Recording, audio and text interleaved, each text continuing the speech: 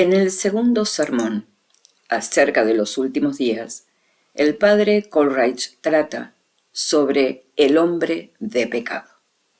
Está inserto en los sermones de los padres de la Compañía de Jesús, del año 1870, y comienza con una cita en latín, y que luego fue traducida al inglés como figura en cada uno de los sermones al principio, y que ahora, por la gracia de Dios Espíritu Santo y de María Santísima, tenemos el honor de traducir al español.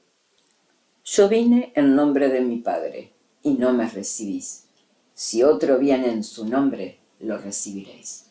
Palabras tomadas del versículo 43 del capítulo 5 del Evangelio de San Juan. En estas palabras, dirigidas por nuestro bendito Señor a los judíos de Jerusalén, algunos de los padres nos enseñan que Él quiso predecir la futura recepción del anticristo por parte de aquel pueblo que lo había rechazado. El otro que ha de venir, no en el nombre del Padre, no en el nombre de ningún Dios, sino de sí mismo, en su propio nombre, es el gran enemigo, el hombre de pecado, el hijo de perdición, de quien habla San Pablo en sus epístolas. Los escritores católicos y antiguos creen que será judío de origen. En todo caso, parece probable que se conectará con los judíos y será recibido por ellos durante un tiempo antes de su conversión final, que construirá su falsa religión,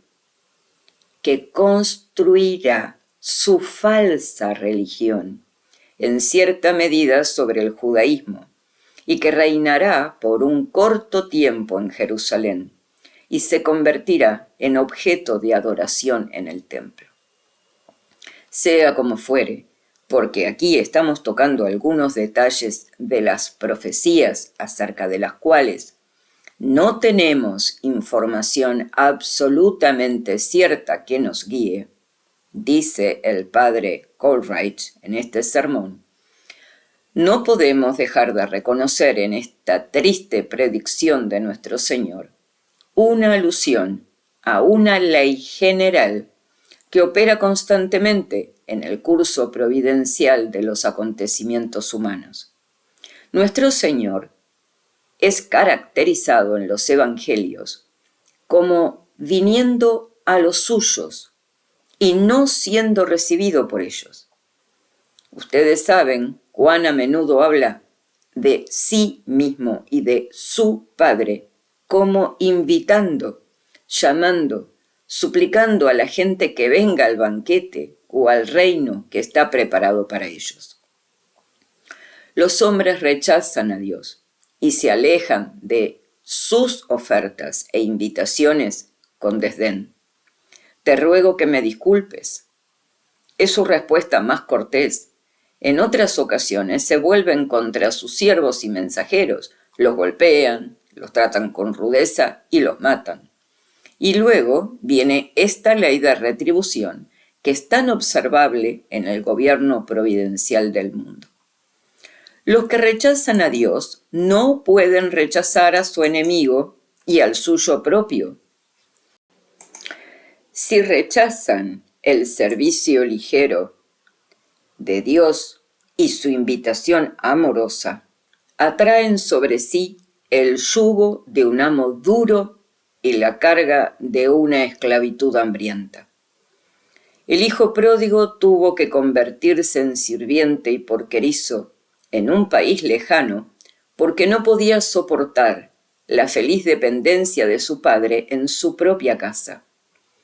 San Pablo nos dice que los paganos fueron castigados por su ingratitud hacia Dios al permitirles caer en la idolatría y degradar su naturaleza moral en la inmundicia horrible y sin nombre del paganismo.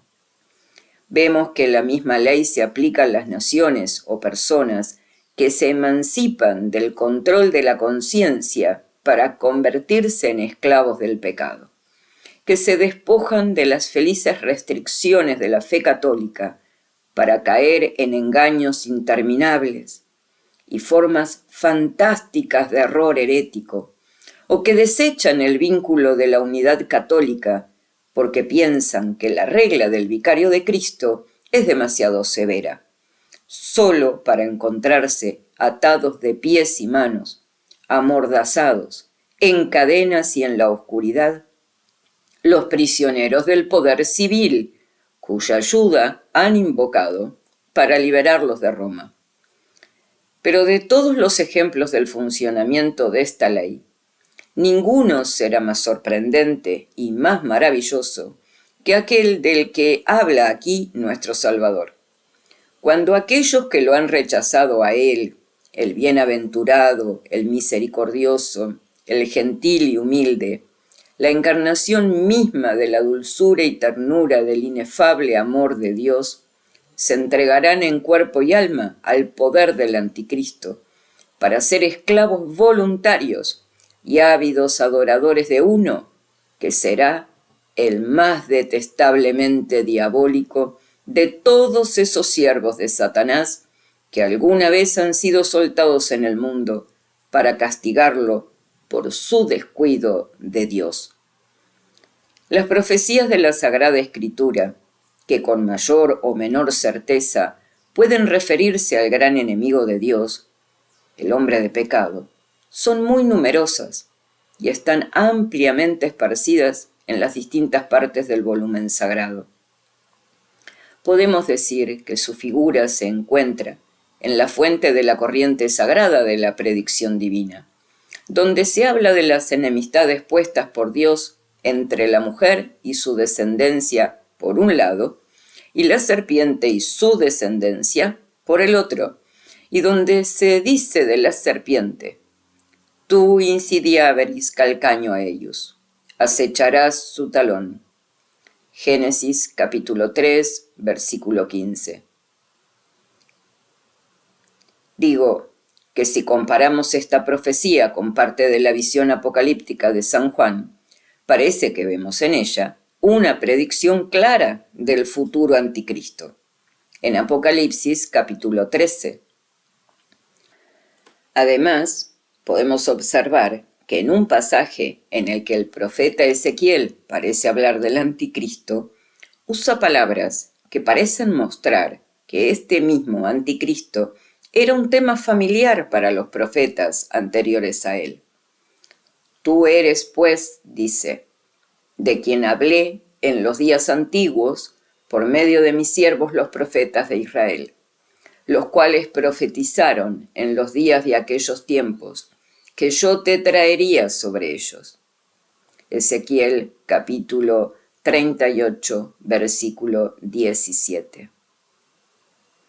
Por otra parte, lo encontramos llenando un gran espacio en las profecías de Daniel. Por ejemplo, Daniel capítulo 7, versos 8 y 20, capítulos 11 y capítulo 12. Se lo encuentra en las palabras de nuestro Señor sobre los últimos días. Es notable en el pasaje de San Pablo que le cité el domingo pasado, y parece que sentimos su presencia cuando San Pedro, San Judas y San Juan, en sus epístolas, la segunda de Pedro, capítulo 3, San Judas en los capítulos 4 y 18, en la primera de San Juan, capítulo 2, se concentran en los tiempos malos que vendrían al final del mundo. Por último, así como gran parte de la profecía de Daniel se relaciona con él, también lo hacen grandes porciones del Apocalipsis del discípulo amado, Apocalipsis 13, que usa en relación con él y los eventos relacionados con él, lenguaje e imágenes tomados de los profetas del Antiguo Testamento, cuyas predicciones él aplica y cumple tácitamente. Aquí entonces, mis hermanos, he dicho de una vez lo suficiente para excusarme de entrar en detalles a través de toda esta cadena de profecías.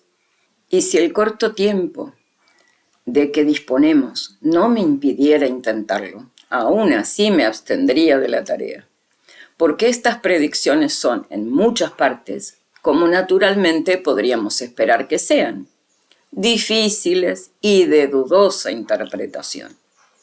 El gran enemigo de Dios del que estamos hablando ha tenido ya muchos tipos, muchas anticipaciones, muchos precursores en la historia, así como la última gran persecución de la Iglesia ha tenido tantos preludios y presagios.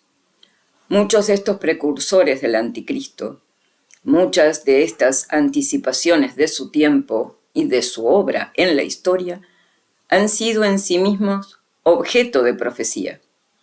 Y por ello podemos confundir con frecuencia, con predicciones sobre él, pasajes que se refieren más directamente a ellos.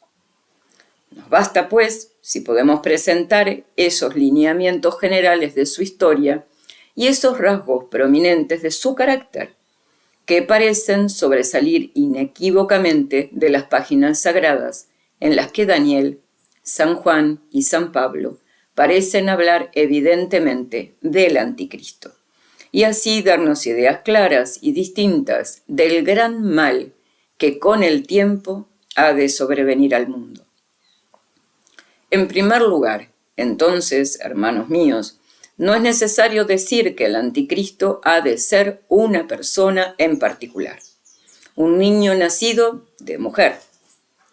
Digo que no es necesario señalar cuán completamente insensata, así como cuán falsa debe ser una interpretación como la que explicarían las profecías concernientes a él, como si se relacionaran con un poder, un principio, un sistema, y sobre todo con una cadena y sucesión de personas que se extienden desde los primeros tiempos de la Iglesia hasta los últimos, tal como es esa invención protestante, una vez común, que el anticristo, en profecía, era una personificación del poder de la Santa Sede y de los pontífices que han sucedido a San Pedro. El anticristo no podría venir al mundo, al fin del mundo, ni tener una historia particular, como veremos, ni una carrera corta y fuertemente marcada, si fuera simplemente el símbolo de una línea que comenzó con el cristianismo mismo y ha perdurado desde entonces. Además, los escritores cristianos nos enseñan a dejar de lado otra idea descabellada, según la cual Satanás o uno de sus ángeles malignos se encarnará realmente a imitación de la encarnación de nuestro bendito Señor, y que por lo tanto el gran enemigo de la fe será un demonio en forma o naturaleza humana. A Satanás se le permite mucho, pero nunca se le permitirá imitar tan de cerca el bendito misterio de nuestra redención, la obra más grande de Dios, la unión de dos naturalezas en una persona. No, el anticristo será un hombre como los demás hombres, un niño como los demás niños. Será llevado en el vientre materno y amamantado de los pechos de una mujer, una hija de Eva, y además tendrá todas las bendiciones que se le concederán y todas las perspectivas que se le ofrecen, que son la herencia común de los hijos de nuestra raza. Un ángel de la guarda velará por él desde el primer momento. Los santos rezarán por él. Tendrá abierta la puerta de la iglesia como a los demás. El cuidado paterno de Dios no lo descuidará en el curso ordinario de la providencia. La gracia tierna y victoriosa, que es suficiente para permitirle hacer el bien y practicar la virtud, para imitar a Cristo y salvar su alma, no se le negará.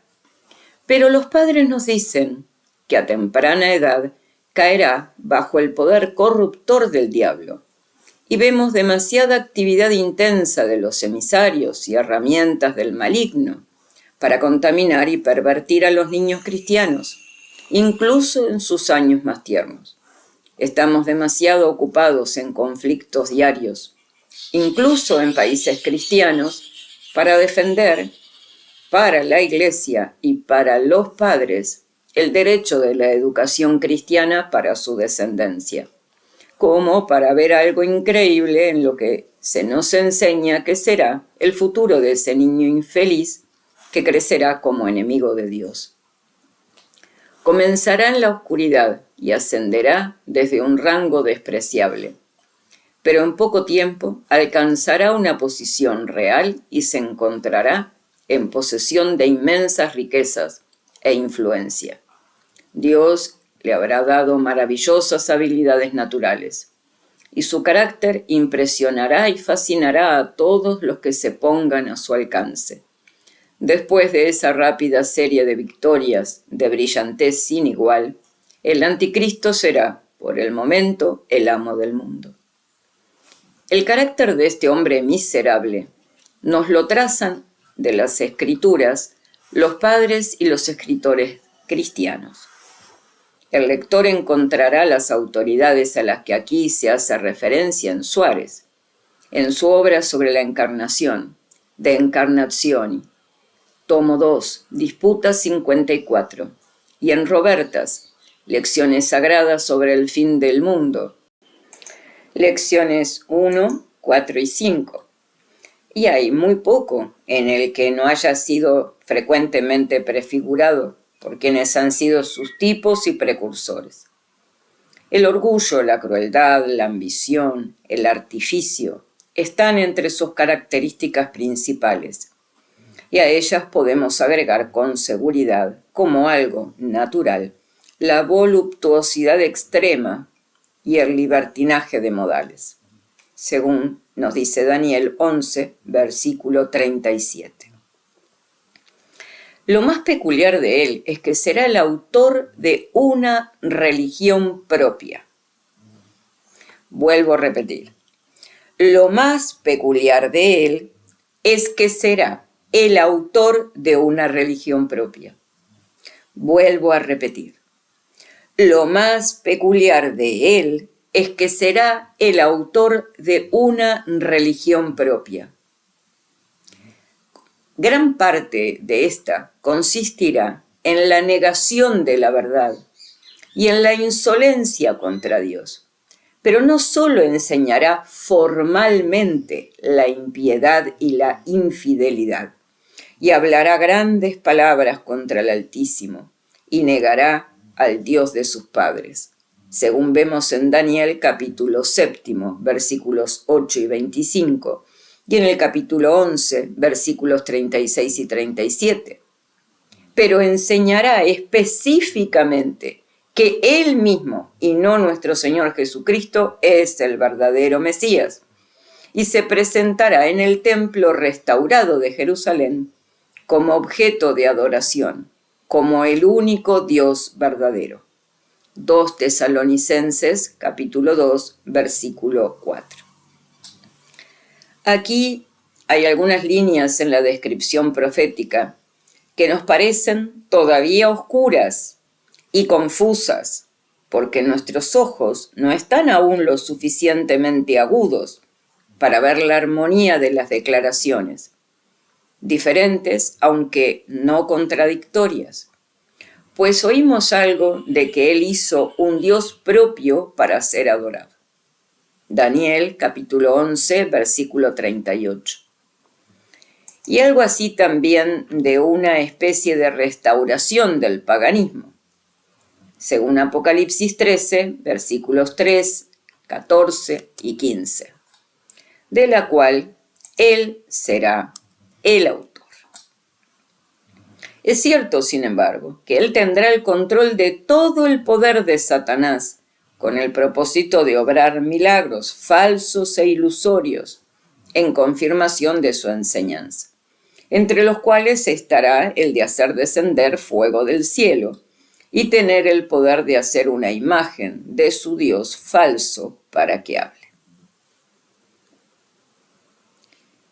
Según vemos en Apocalipsis 13, versículos 13 y 15.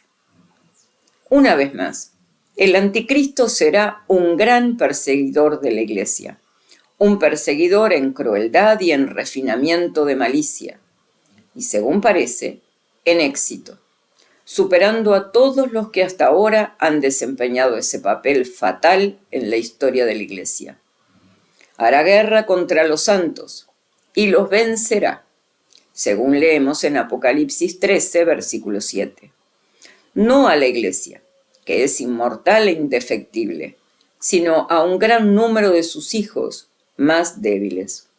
Ha de reinar con sus seducciones sobre toda tribu, pueblo, lengua y nación. Se nos dice especialmente que hará lo que ya han hecho los antiguos perseguidores, y especialmente en los países en que vivimos. Proscribirá y prohibirá la celebración del adorable sacrificio de la misa, el gran acto de culto de la Iglesia. Daniel 12, versículo 11. Además, impondrá por ley el culto a su propia religión falsa.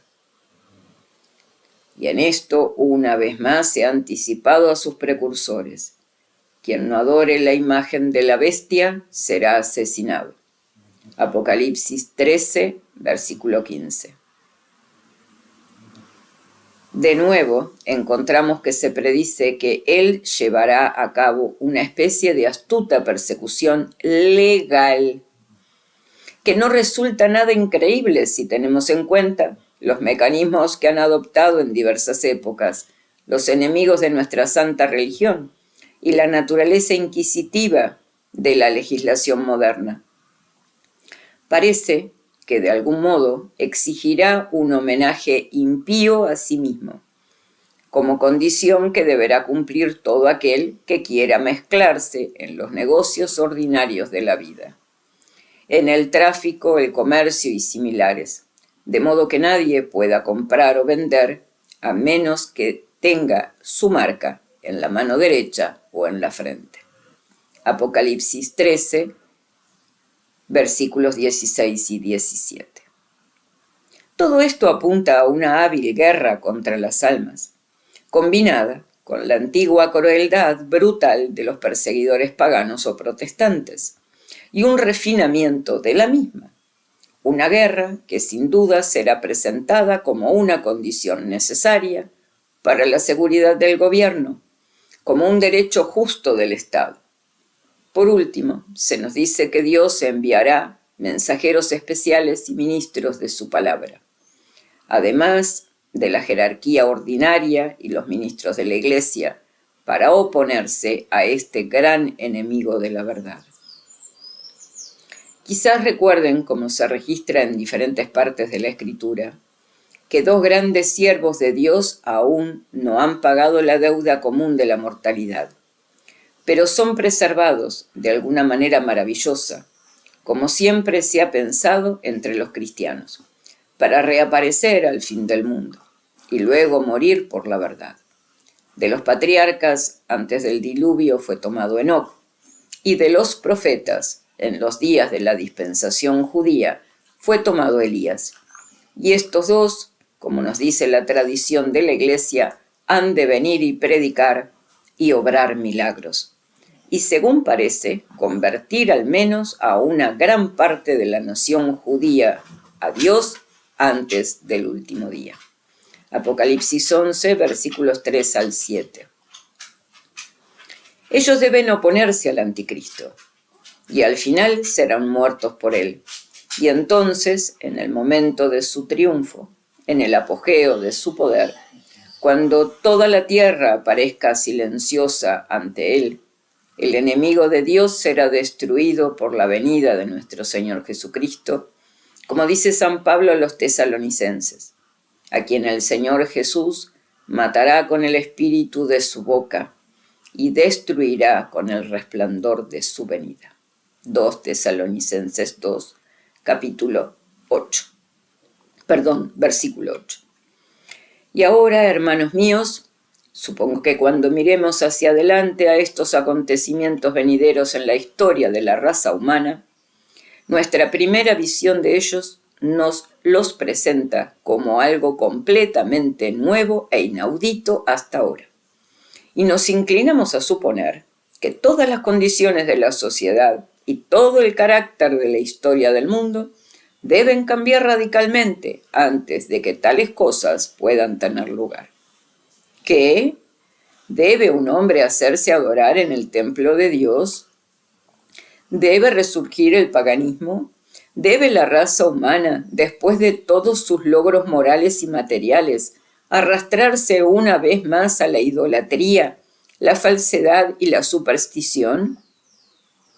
Ahora bien, no niego que hay muchos rasgos en el carácter y en los procedimientos de este gran enemigo de Jesucristo que no tendrán paralelo, al menos en grandeza e intensidad, en todo lo que haya sucedido antes.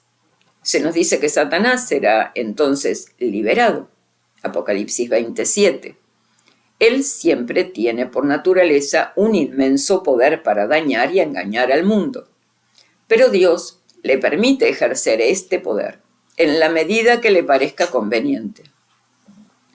Y hay un mayor o menor grado de este permiso en diversas ocasiones. Al fin del mundo, cuando haga lo que será su último esfuerzo, Dios le permitirá una mayor cantidad de poder para el castigo de la humanidad que ha tratado al Evangelio de manera tan ingrata. Esto es verdad. En los últimos días, el poder del mal aumentará en este sentido. Y la malicia del maligno se intensificará, porque como dice San Juan, él sabe que tiene poco tiempo. Apocalipsis 12, versículo 12. Y sin embargo podemos llegar demasiado lejos al admitir que habrá un estado de cosas completamente nuevo en los días del Anticristo. Es un engaño pernicioso en cuanto a la historia antigua del hombre, tal como está registrada en las Escrituras, suponer que las personas y los acontecimientos, los principios y los motivos que aparecen en las páginas sagradas, fueran completamente diferentes de los que conocemos. Digo que es un engaño malicioso porque nos lleva a sentir como si no tuviéramos nada que ver prácticamente con la historia sagrada. Y así se nos impide darnos cuenta de que las mismas cosas que sucedieron entonces pueden suceder en nuestros días, que Dios es tan activo en la dirección de los asuntos humanos y en la atención que toma de los crímenes humanos, como lo fue en la antigüedad. Y por eso digo, más bien, que los días del Anticristo han de ser el resultado y el fruto y el desarrollo naturales de los días en que vivimos.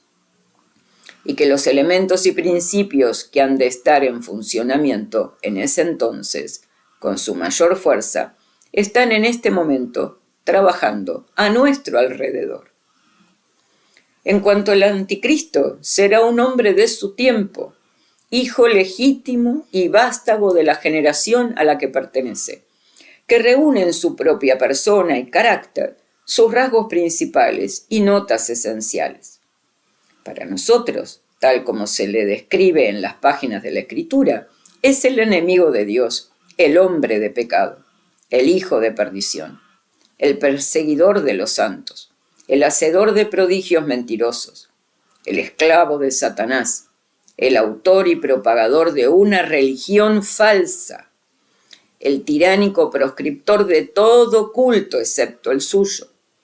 Para nosotros es como lo será en realidad, un hombre de sangre y un alma manchada por el pecado más profundo, entregado a la corrupción, terriblemente degradado, lleno de falsedad, vanidad, impureza, crueldad, un alma en la que el mal ha sido llevado a su grado más alto.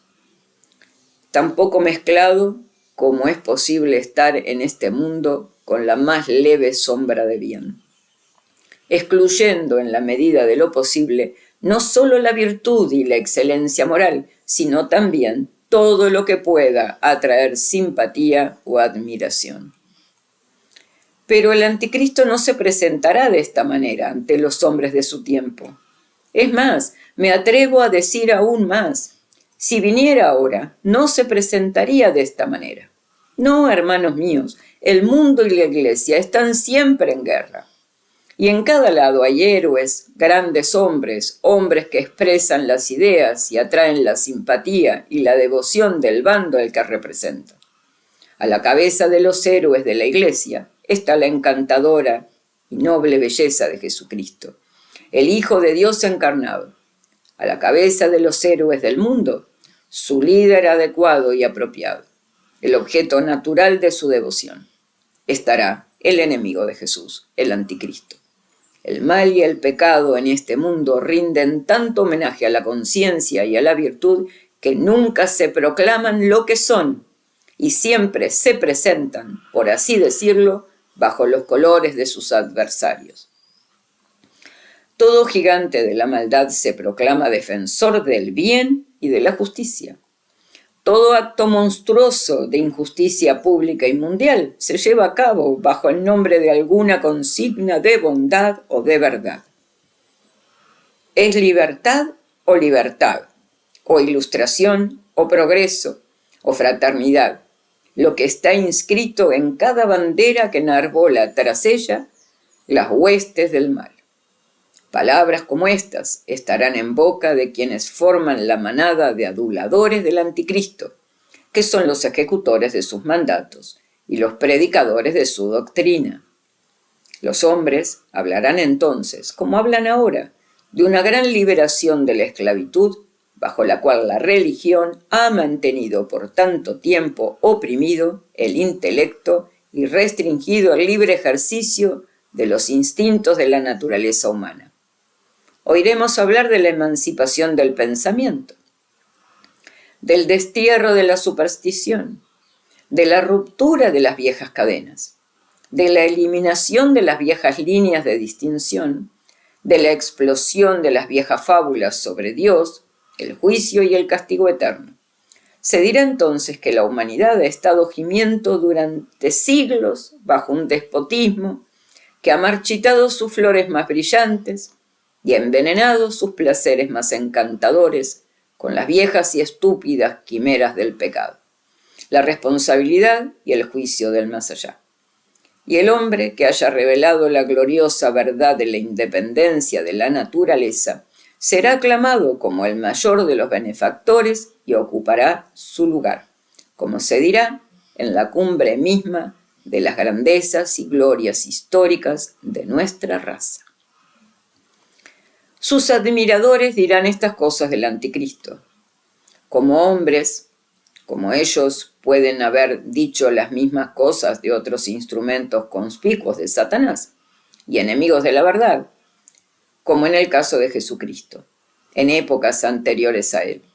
Pero la gran fascinación por la que ganará el homenaje y la sumisión de los hombres de su época no será solo que les dará un credo fácil y los persuadirá de que la conciencia es un espantajo y que la complacencia de sus pasiones más bajas en un bien o un deber, sino también el gran, rápido e inigualable éxito que marcará su trayectoria. Se le permitirá surgir de repente y convertirse casi en un momento en el amo victorioso del mundo.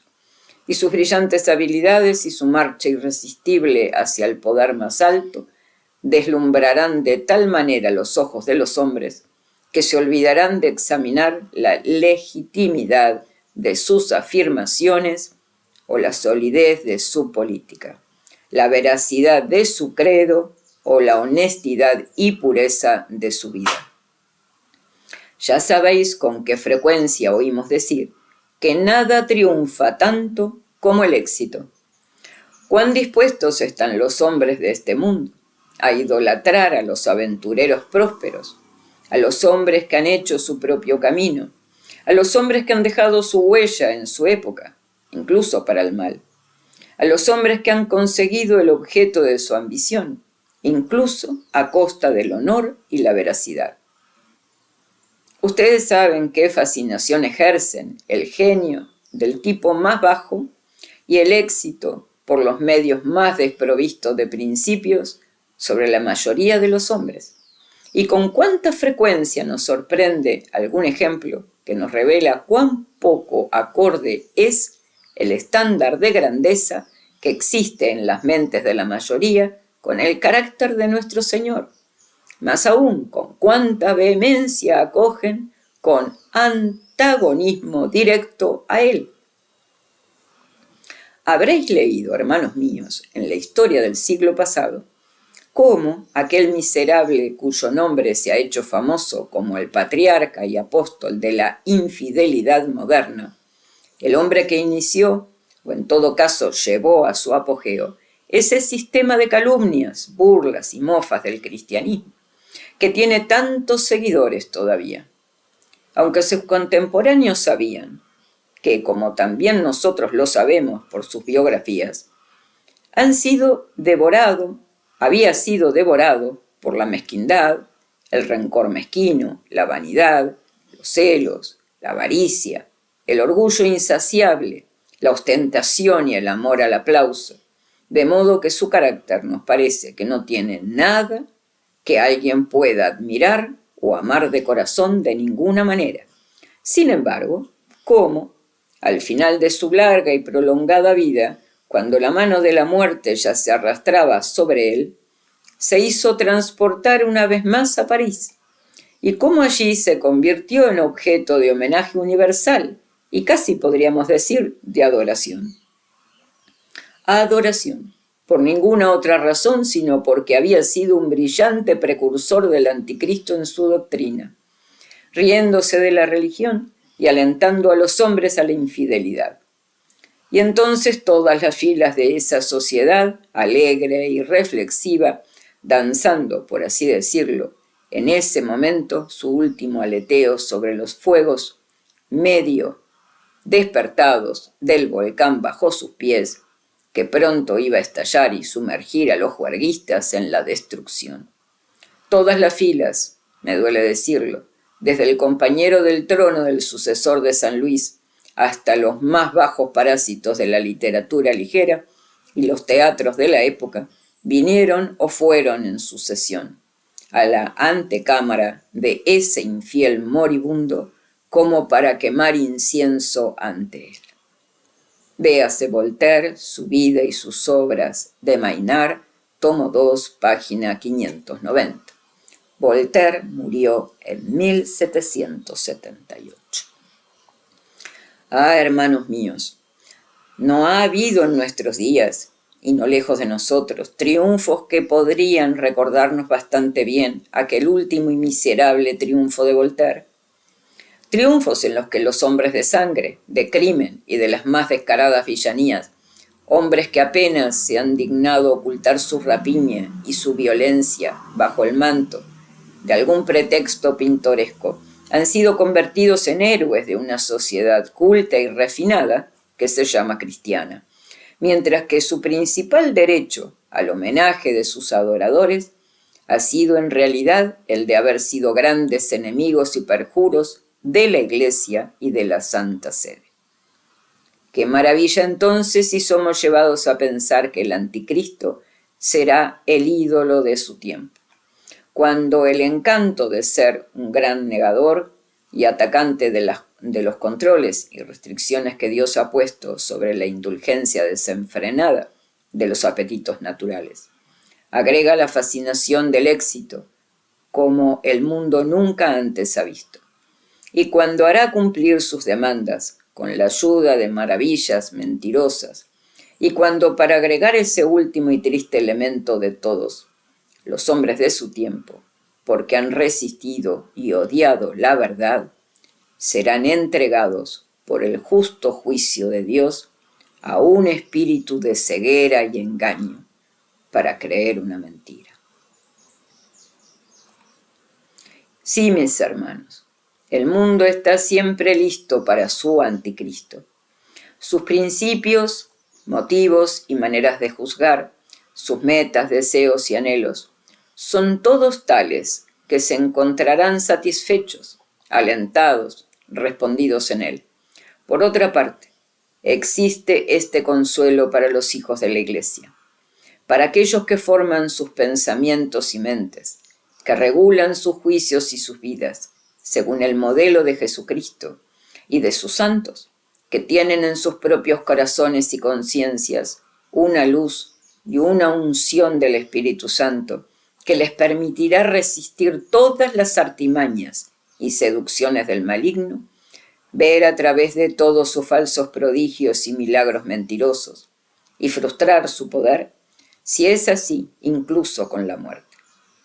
Pero mis hermanos, no nos engañemos pensando que todo esto de lo que hemos estado hablando Es una cosa del futuro, un asunto de meramente interés histórico y excitante para nosotros. No, mis hermanos, ya sea que en los últimos días caigan ahora, o siglos después, el anticristo, como vimos el domingo pasado, está en el mundo en la actualidad. Reconocemos las obras de la divina providencia en los acontecimientos de nuestro tiempo, y nos consideraríamos infieles si no viéramos el dedo de Dios tanto en lo que sucede a la Iglesia como en lo que no sucede a nosotros mismos. Pero también debemos reconocer la obra de los enemigos de Dios. Hay otra mano continuamente activa a nuestro alrededor. Fin del segundo sermón de esta serie sobre los últimos días del padre Coleridge. Y los invito a seguir en la escucha del tercer sermón acerca de la gran apostasía.